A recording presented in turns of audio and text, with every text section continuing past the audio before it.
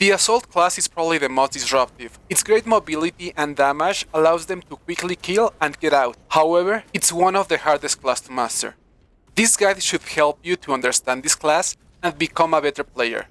If instead you're trying to counter it, I will also tell you how. I also have general guides for the game and will be uploading class-specific guides similar to this one. So make sure to like, share and subscribe. Let us begin.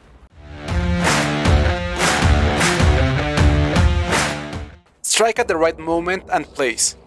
Charging into the enemy head first is the primary cause of death amongst assaults. You have a disadvantage in straight fights. Always try to hit the enemies from places they aren't looking at. Use your extraordinary mobility to jump over barriers, or make Anakin jealous and transform the low ground into an advantage. If I'm flanking, I'm constantly pinging. Whenever you're airborne, you should take a quick scan and understand where you want to land. If you start at the front line, the back line will just focus you, so try to start with the person furthest back or the one you think is more likely to hit their shots. Patience is absolutely paramount for a good assault. You want to wait for your team before attacking when you're flanking, but you should also wait for your jetpack to refill. In this clip, I'm unsure of what's going on at the respawn. I know I have teammates there, so I'm heading there.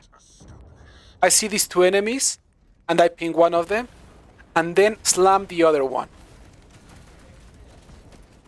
Now, I know there's no friendlies around me, and I'm scanned, so I'm just gonna gloriously and valiantly run away. If you see everyone can see you. While you're jumping, anyone can shoot you down, so try to not stay up there longer than needed. If you think you're spotted or got scanned by a tactical, reposition or at least wait it out. The scan will make you even squishier and you'll die almost instantly if you peek. Remember that the jetpack is really loud as well. About the jetpack. You probably already know that you tap to fly and hold to dash. You can also hover for a short period of time, which you can then combine with the ground pound charge up and even the dash to stay on the air for longer. If you aim while airborne, you automatically start hovering, and I haven't found an option to change this. So if you just want to keep falling while aiming, remember that you have to quickly press the hovering button. Dashing can quickly get you out of danger or allow you to reach a target. It's also good for juking and even trolling. Dashing can also increase the reach of your ground pound. This is particularly useful in Doom. At the beginning of the match, or when the point is in the middle of the map, I've been able to get lots of kills with a jump that you'll see on the clip. Just be mindful that you'll probably be using all of your charges when using these kind of jumps in order to get kills. The ground pound is not just an offensive tool, but a mobility one as well. If you don't like the look of things, you can just 180 out of a situation and just use it to land faster.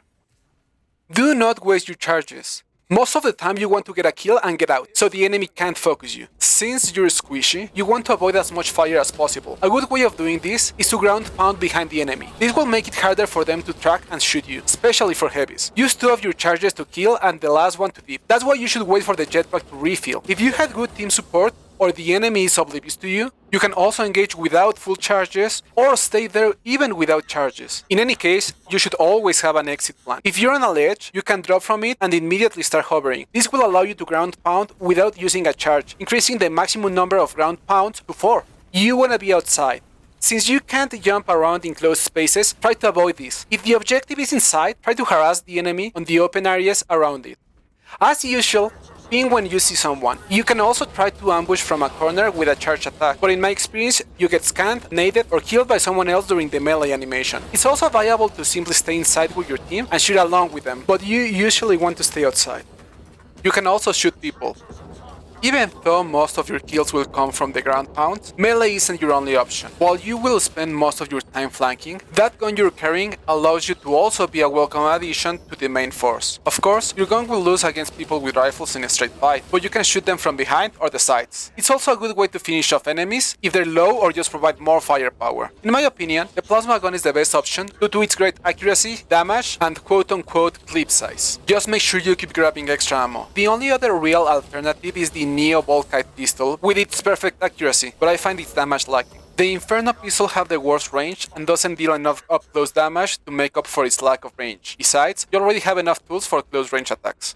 C4 or Shock All.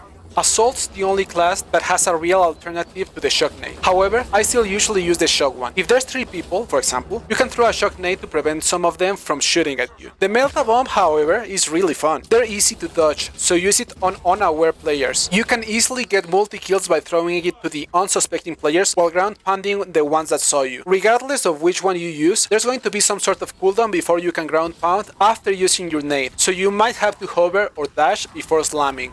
Melee.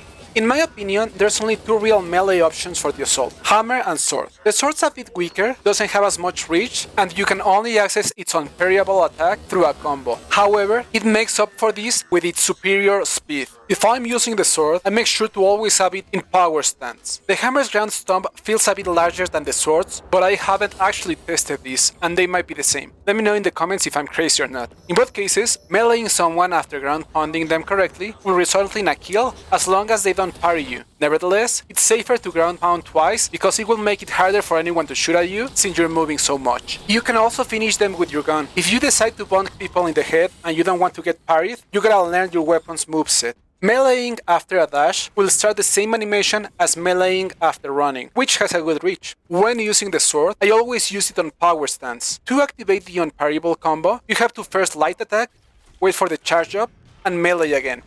This will stagger opponents or outright kill them if they didn't parry the first attack. Make sure you practice so you can get the timing right even if you're blinded. As for the hammer, there are two charged attack combos. For the first one, you simply hold the melee button. This will hit twice and will always result in a kill, provided you connect. For the second combo, you use a regular melee and then you charge it up. Like I mentioned, using these combos around corners for ambushing is doable in a pinch. Just remember that melee animations take a bit to complete.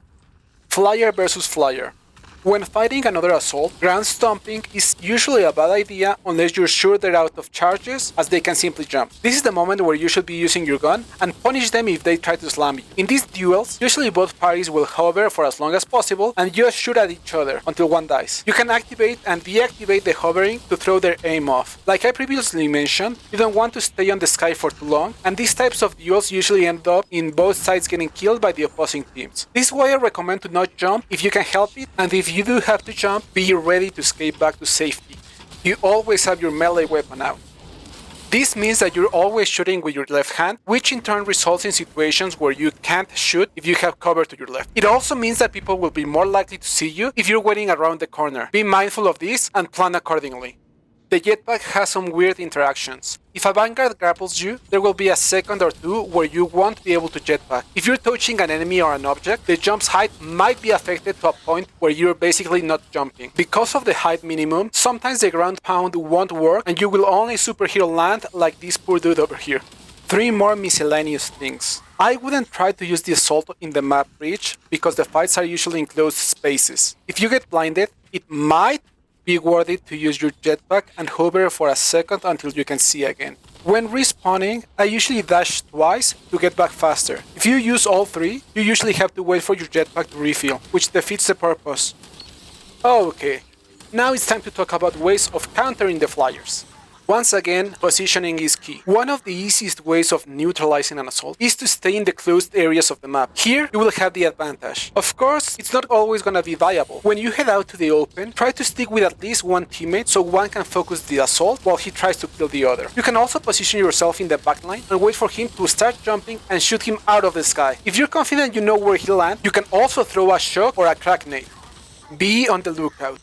It will be way easier to deal with them if you know where they are or where they will be coming from. Be aware of your team's pinging and ping the assault yourself if you see him. Jetpacks are really loud, so use the sound to give you an idea of their position and the amount of charges their jetpack has. If you know that the assault has no charges left, he might try to melee you, which leads us to the next point. Be ready to parry. As I mentioned in the general guides, trying to escape from an assault when he lands on you is usually useless. Instead, start walking towards him and pay close attention to him. If he jumps again, just start shooting and hope for the best. But if he isn't flying, you might have to parry him. You must keep calm so you don't smash the parry key and shoot between parries. Pay attention to the visual and audio cues, such as him waiting for the charge up of the sword combo or the charging sound of the hammer to know where the unparryable attack is coming. If you see or hear this, don't waste time with the parry and keep shooting. You might be able to get him before he connects. Classes. The 2 best classes to counter a flyer would be the Tactical and the Vanguard. An Auspex scan can allow you to easily kill an already squishy assault, but you don't even need to scan him since your firepower options are so good. The Vanguard also has access to good firepower, but if he's able to grapple the assault while they're on the ground, it's basically game over for the flyer. The grapple hook does need a minimum distance to work, so if the assault is focusing you, use it to escape as soon as you see him jumping. You want to grapple into a closed space, but anywhere will do as long as you grapple fast enough. Just be mindful that if the assault is experienced, they might wait for you to grapple and stomp you anyways.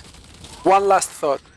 I remember reading a guide some time ago on Steam that says something along the lines of, If an assault is focusing you, throw a shock nade to your feet and say a prayer. It's not a good counter and you'll probably still die, but hey, if you don't have any other options, you might as well, right? That's it for now, guys. Let me know in the comments if you think the assault class should be nerfed, like and subscribe, and I'll see you on the next one.